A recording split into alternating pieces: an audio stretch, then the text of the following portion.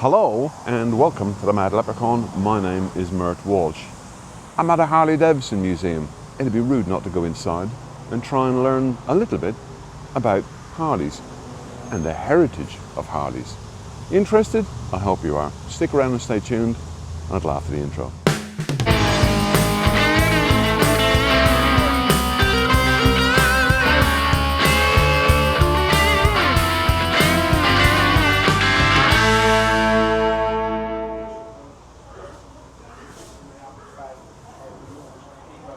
The museum is owned by a man called Max, and he lives just next door, but it is now run by volunteers because the man himself is getting on in years, and so there's volunteers come and open the museum on a Friday, Saturday and Sunday, but they share the opening between them. And it keeps this museum alive.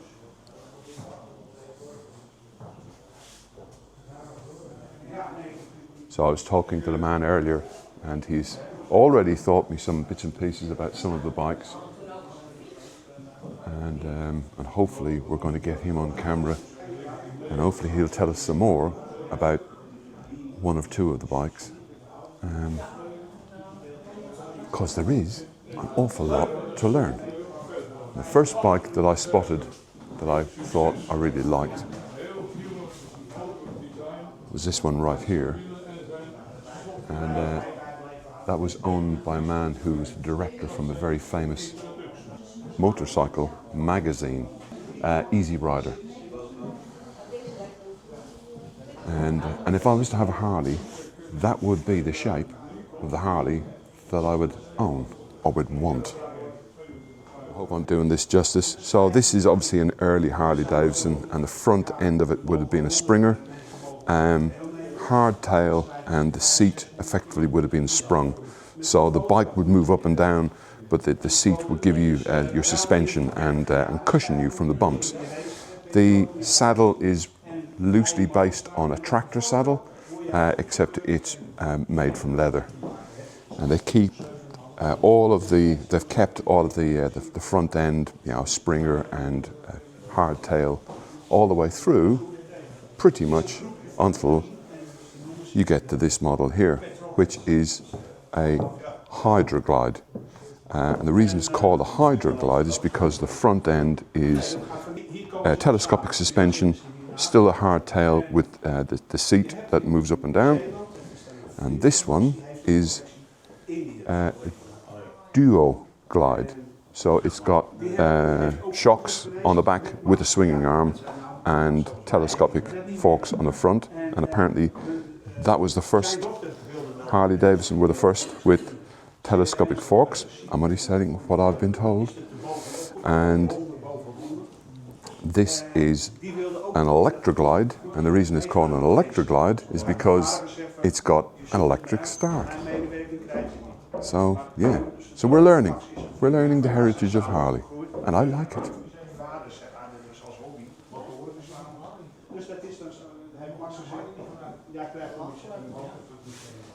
He's got quite a nice group of people in, just talking to some of them, and took some photographs for them outside.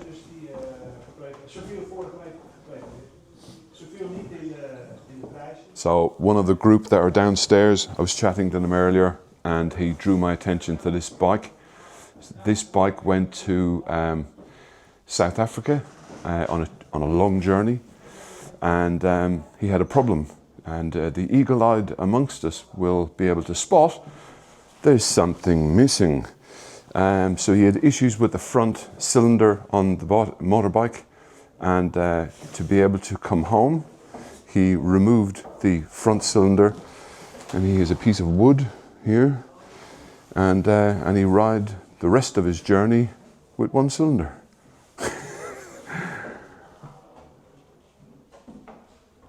Brilliant. I love stories like that. That's absolutely brilliant. Yeah, some really early racing motorcycles from Harley Davidson and from Indian. And of course, it's not that many years ago Harley Davidson were still racing motorbikes. And the man downstairs who is volunteering today said that they still race them. Yeah.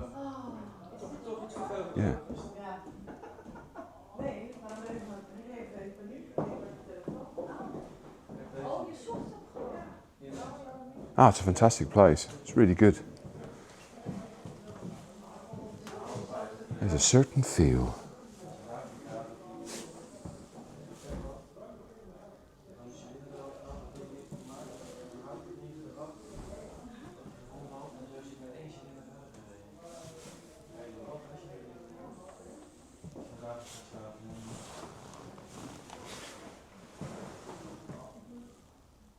It's a Harley Davidson Sportster, I recognise that.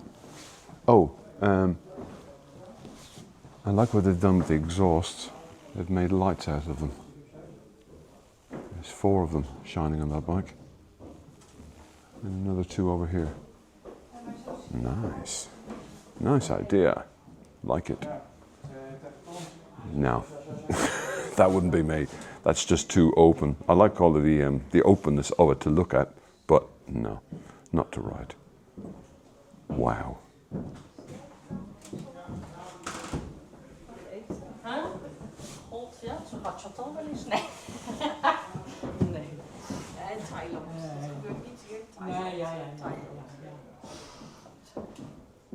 When I was in the 59 Club many years ago, we used to go to High Beach, Epping Forest, and there was 2 brothers who used to come in on a semi-regular basis into High Beach, and they used to ride Indians just like that one.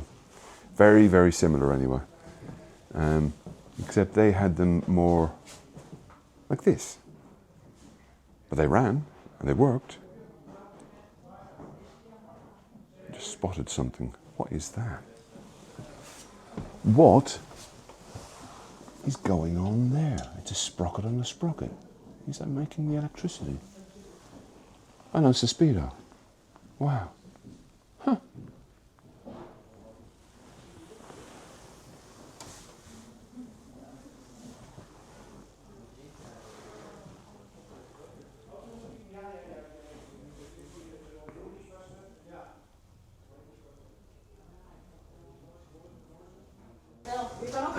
So that has to be a Duo Glide 1200 with a side panel and suicide shift. So apparently when Harley Davidson were in the doldrums and not doing particularly well, they made some bikes. And this is one of the models that Elvis rode. Now it's not Elvis's bike, but it's the same model as Elvis and some of his friends had. But it didn't help the situation apparently, and a company called AMF bought Harley Davidson and put the Harley Davidson name on some of their bikes. So apparently the Harley Davidson purists really, really didn't like it very much. And this bike that I pointed my camera out earlier is another. You just see it just beside to the left of the Harley Davidson name. It says AMF and it's a single cylinder, but it's not really a Harley.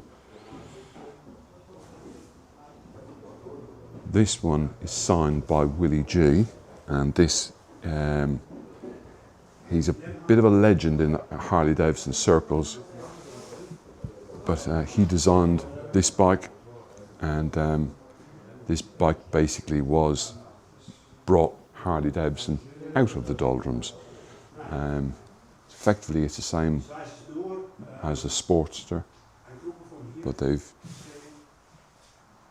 changed parts on it to make it a Super Glide, and it is signed by Willie G. Apparently people have had tattoos of Willie G, his signature, his photograph and various other things, because to Harley Davidson followers, Willie G was somewhat of a legend. Unfortunately, one of the bikes is also signed by some of the guys from ZZ Top, and that bike is not here anymore. So I would have liked to have seen that. But yeah, apparently every time ZZ Top come to the Netherlands, they used to come regularly to the museum. So, the Harley-Davidson company made these buildings for the military. The government asked them, who can build a lot of bikes? We need at least about 40,000 a year. Who could make that? So this is for the Second World War? For the Second World War. Yeah. At those days, in the quality of the bikes, the Indian was in quality a little better than the Harley was. But they couldn't make it such an amount on bikes in a year. So the choice was on the Harley-Davidson, and they made the Harley-Davidson VL. We call it in Dutch the Liberator, because they liberated us. Yeah. And that's a 750. But there are a few models more, so that's why you find this that's the start of the Harley-Davidson came so big as a company. And there are another models which they made, and it's, from Harley-Davidson here we see a Boxer model. Yeah, which is, so you said earlier that this is designed it's a promo. Based on the Ural, or you think they... we think it's based on the Ural, not on the BMW, but it's based on the Ural bike. There has also a Cardam. I'm sure that they weren't talking to one another then, BMW and America, so it's probably Russia and America would have been talking, so you're probably right, it's more likely to be... We think, yeah, yes.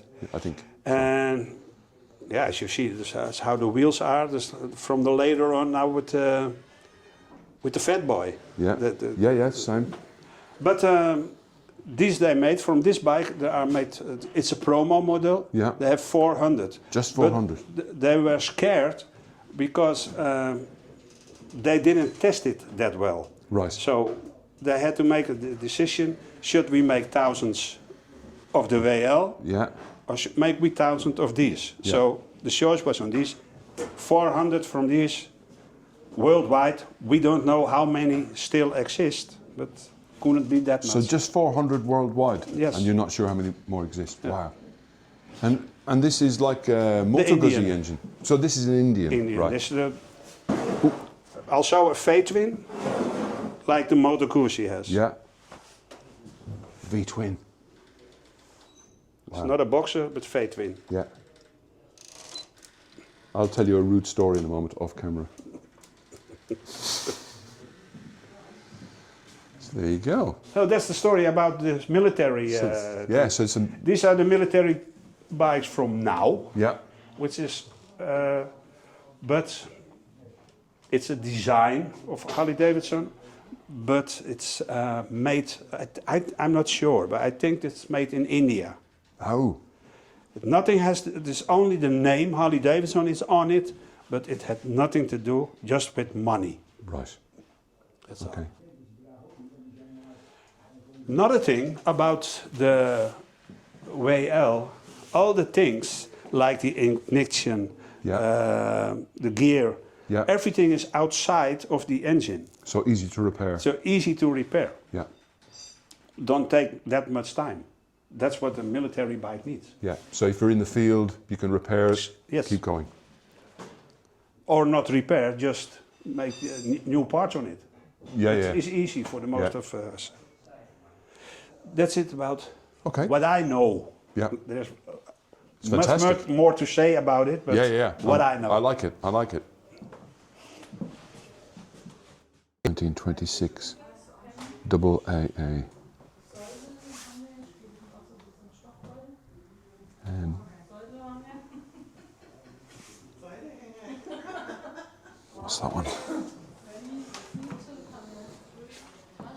1920.